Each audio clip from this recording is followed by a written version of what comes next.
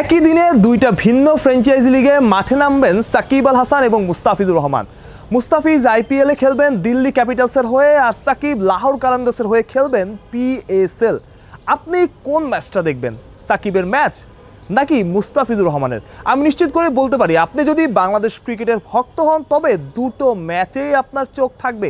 একটা ম্যাচ হয়তো আপনি টিভিতে দেখবেন, অন্য ম্যাচটা আপনি হয়তো ইন্টারনেটে স্ক্রল করতে থাকবেন, স্কোর কার্ডটা দেখতে থাকবেন, সেটা আমি ধরেই নিচ্ছি।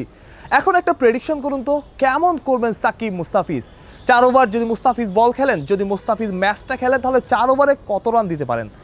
4 ওভারে 30 রান দিয়ে 2 উইকেট, 1 উইকেট, না 4 ওভারে 35? না মুস্তাফিজের দিনটা ভালো যাওয়ার সম্ভাবনা কম, না আরও ভালো করবেন 4 ওভারে 24 রান? কমেন্ট বক্সে জানাতে পারেন, পরে মিলিয়ে দেখতে পারেন আপনার ধারণা আসলে কতটা ঠিক। আপনি আসলে কতটা ঠিক বলছেন, কতটা ঠিক প্রেডিক্ট করছেন। সাকিব আল হাসানের ব্যাপারে বলাটা আসলে খুব কঠিন। যে ম্যাচে খেলা হবে সেই মাঠটা অনেকটা পেস বোলিং বান্ধব এবং ব্যাটিং বান্ধব। পাকিস্তানের উইকেটগুলো আসলে যেমনটা হয় আর কি। তবুও সাকিব আল হাসান বলে কথা, তিনি যতটা না উইকেটের উপর ডিপেন্ড করেন, তার থেকে বেশি তার মাথাটা কাজ করে। সেই মাথা কাজ করেই তিনি বোলিং করবেন।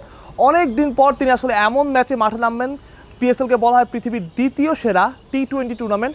সেই দ্বিতীয় সেরা টি-20 টুর্নামেন্ট, এমন কম্পিটিটিভ টুর্নামেন্ট সাকিব মাঠে নামেন, নিশ্চয়ই তার সামনে ভালো ব্যাটাররা থাকবেন।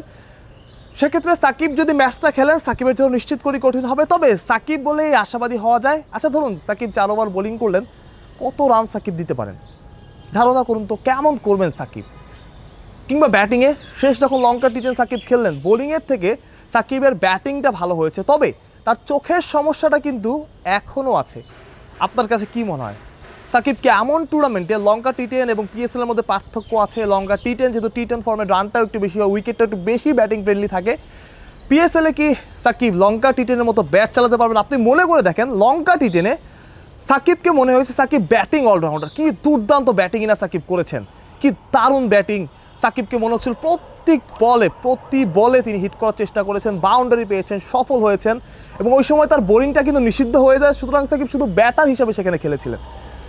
এখন সাকিব ব্যাটার বোলার দুইটা রোলই সাকিবের থাকবে, এবং 2 রোলেই সাকিব উজ্জ্বল একটা পারফরমেন্স করতে চাইবেন। এবং এই ম্যাচটা কিন্তু তার দলের জন্য খুবই গুরুত্বপূর্ণ। যদি সাকিবরা হেরে যায় তাহলে কিন্তু টুর্নামেন্ট থেকে বাদ, এবং যদি জেতে তাহলে কিন্তু সাকিবদের প্লে অফ নিশ্চিত। সাকিব আল হাসান আরও কয়েকটা ম্যাচ খেলার সুযোগ পাবেন। দিল্লির জন্য ইম্পর্টেন্ট, মুস্তাফিজুর রহমানের দল 5 নম্বরে আছে। যদি জেতে তাদের জন্য প্লে অফের স্বপ্ন আরও দৃঢ় হবে। সাকিবের জন্য বেশি ইম্পর্টেন্ট, কারণ সাকিব হারলেই আসলে টুর্নামেন্ট কিছু ছিটকে যাবেন, এবং যে আশা নিয়ে তিনি পিএসএলে গিয়েছিলেন সেই আশার সমাপ্তি হবে মাত্র একটা ম্যাচে। সাকিব আল হাসানের খেলার সম্ভাবনা আসলে কতটুকু? গতকাল লাহোর কালান্দার্সের ওনার বলেছেন সাকিব দুনিয়ার সেরা অলরাউন্ডার, এবং সাকিবের প্রতি তাদের একটা সফট কর্নারও আছে, সেটা আমরা বুঝতে পারি। সুতরাং আমাদের কাছে মনে হয় সাকিব এই ম্যাচটা খেলছেন, এবং যেহেতু অনেক ক্রিকেটার নাই সাকিবের মতো স্পেশাল ক্রিকেটার বা এমন ক্রিকেটারকে একটা ম্যাচের জন্য নিয়ে যাওয়া হয়েছে, সেহেতু তাকে অবশ্যই খেলাবে। দিল্লির ব্যাপার যেটা, মুস্তাফিজুর রহমান গতকাল বাংলাদেশের হয়ে ম্যাচ খেলেছেন, কোনো রকম অনুশীলন দিল্লির সাথে করেননি। আজকে ম্যাচ, যেহেতু তার যে এনওসির ব্যাপারটা সেটা দীর্ঘায়িত করা হয়েছে এবং হুট করে একটা ম্যাচ বাড়ানো হয়েছে, আমরা আশা করতেই পারি মুস্তাফিজকে নামাবে। তবে সেই সম্ভাবনা একটু হলেও কমেছে, কারণ মুস্তাফিজ আসলে দলের সাথে, মুস্তাফিজের জেলিংটা এখনো হয়নি, মুস্তাফিজ কোনো ম্যাচ খেলেনি। তবে গতকাল রাতে মুস্তাফিজ যেভাবে পারফর্ম করেছেন, তাকে খেলালেও আসলে অবাক হওয়ার মতো কিছু থাকবে না। বাংলাদেশের 2 ক্রিকেটারের জন্য শুভকামনা, এবং অবশ্যই আপনার প্রেডিকশনটা কিন্তু কমেন্ট বক্সে দিয়ে রাখবেন, এবং যদি খেলা শেষে মিলে যায় তাহলে অবশ্যই রিপ্লাই করবেন এবং বলবেন যে আপনার কমেন্টটা আসলে মিলেছে, আপনার প্রেডিকশনটা ঠিকঠাক আছে। মাহরুজ প্রত্যয়, বিডি ক্রিক টাইম।